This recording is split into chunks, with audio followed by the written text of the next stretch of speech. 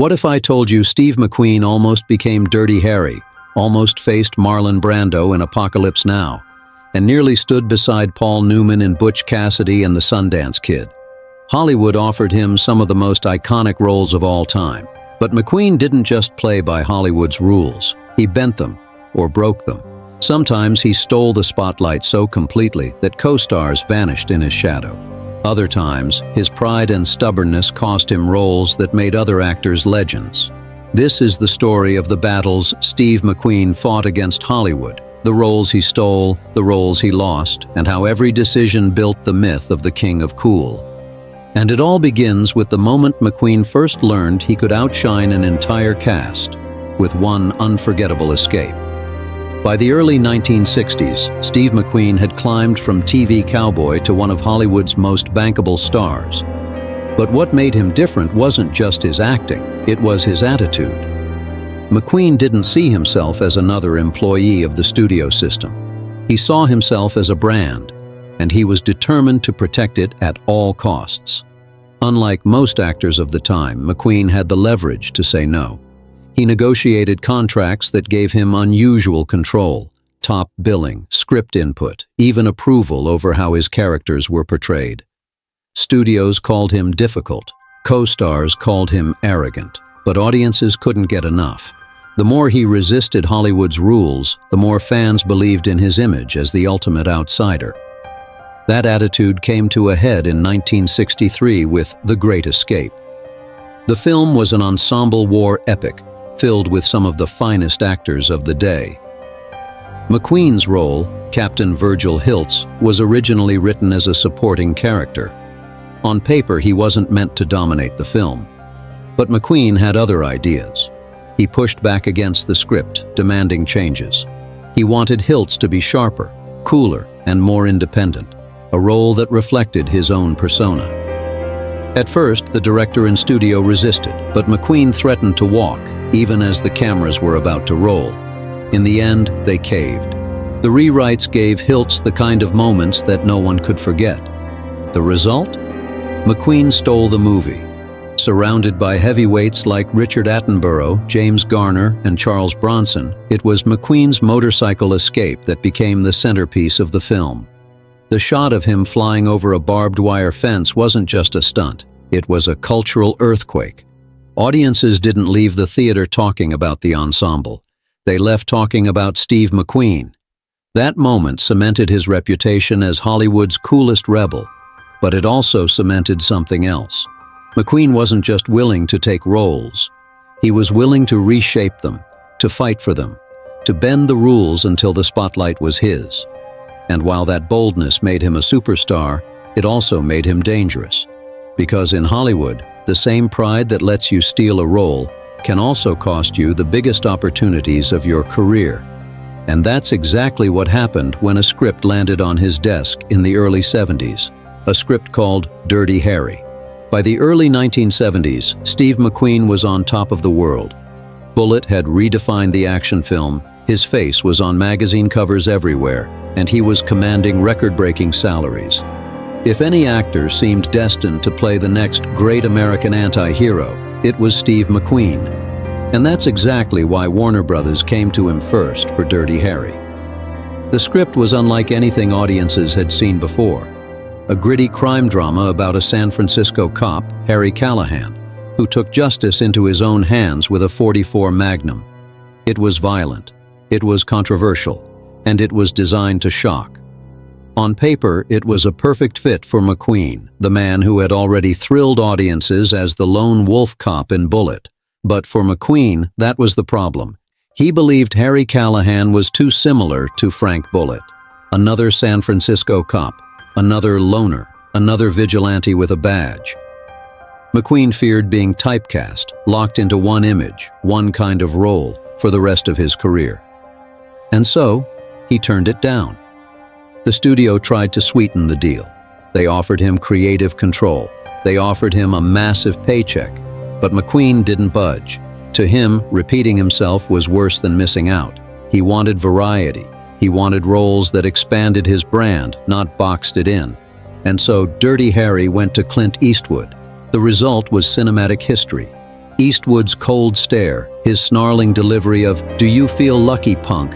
and his brutal sense of justice turned Harry Callahan into one of the most iconic characters in film history. The movie spawned 4 sequels and cemented Eastwood as the ultimate tough guy star of the 1970s. For McQueen, the decision was final. He never looked back.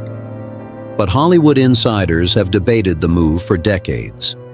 Would McQueen's version of Harry Callahan have been even more iconic? Or would audiences have dismissed it as a repeat of Bullitt? What's certain is this: by walking away, McQueen handed Clint Eastwood the role that defined his career. And it wouldn't be the last time McQueen's pride and caution cost him a legendary part. Because just a few years later, another script landed on his desk. A film set in the jungles of Vietnam. A role meant to push him into darker, more dangerous territory than ever before. The role of Colonel Kurtz in Apocalypse Now. Steve McQueen had the power to choose anything he wanted.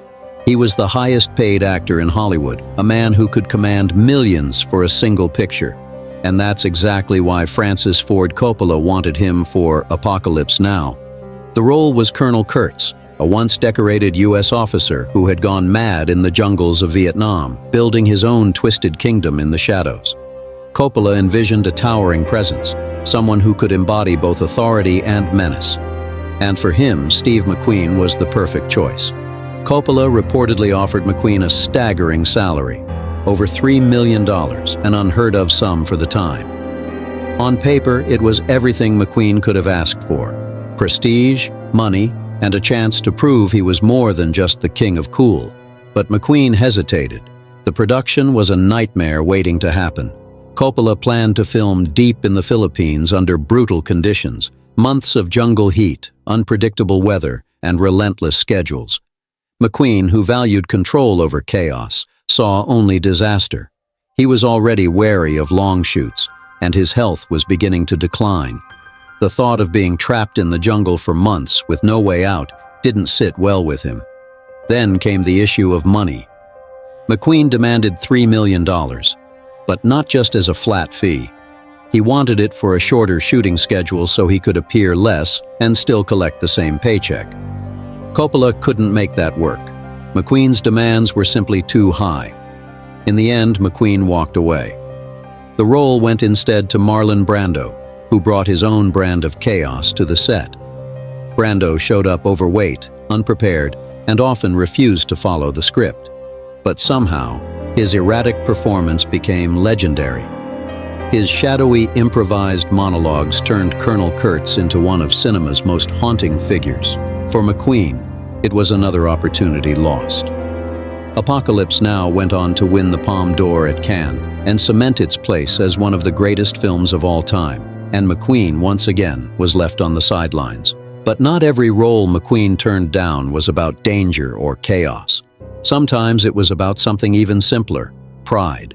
And nowhere was that pride more visible than when McQueen faced off with Paul Newman over one of the most beloved films in Hollywood history, Butch Cassidy and the Sundance Kid. Hollywood had a script that seemed destined to become a classic. Butch Cassidy and the Sundance Kid was a buddy western, funny, tragic, and brilliantly written. It needed 2 stars who could carry the charm and the weight of the story. Paul Newman was already locked in as Butch Cassidy. And for Sundance, the studio had one man in mind: Steve McQueen. On paper, it was perfect. Newman and McQueen were 2 of the biggest names in Hollywood, both adored by audiences, both symbols of cool in very different ways. Pairing them together could have created the ultimate Hollywood duo. But there was one problem: ego. From the beginning, McQueen refused to play second fiddle. He wanted equal billing with Newman. Not just shared billing, but top placement. His name first on the poster, the title card, and every piece of promotion. To McQueen, being listed second wasn't just a technical detail. It was a statement about who was bigger, who was the real star. Newman, already an established A-lister, wasn't willing to budge. The studio tried to negotiate. They suggested alternating billing. McQueen first in some markets, Newman first in others. But McQueen wasn't having it. He wanted nothing less than clear, undisputed top billing. The standoff dragged on. and neither side would give in. McQueen walked. The role of the Sundance Kid went to Robert Redford, then a rising star but nowhere near McQueen's level. The gamble paid off. Redford's chemistry with Newman was electric, and the film became one of the most iconic buddy movies of all time. The success catapulted Redford into superstardom and cemented his partnership with Newman as legendary.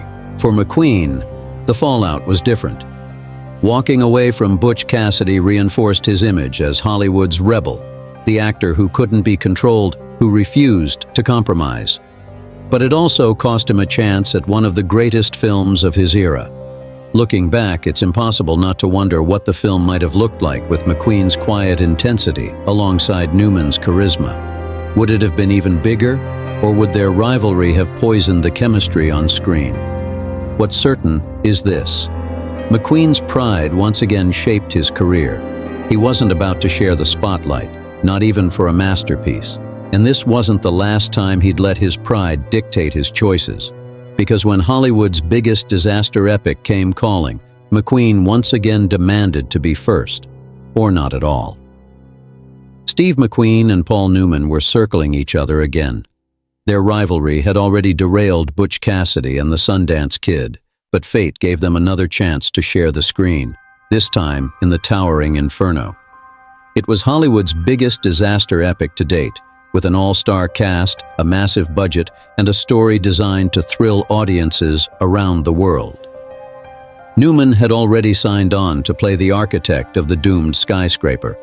The producers wanted McQueen as the fire chief, a co-lead role that would put him shoulder to shoulder with Newman for the first time.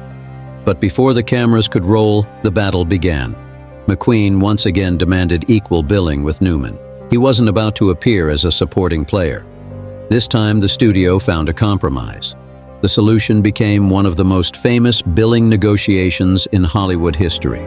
Newman's name would appear first on the left side of the poster, while McQueen's name would appear slightly higher on the right. Both names were given equal prominence, neither star appearing to outrank the other.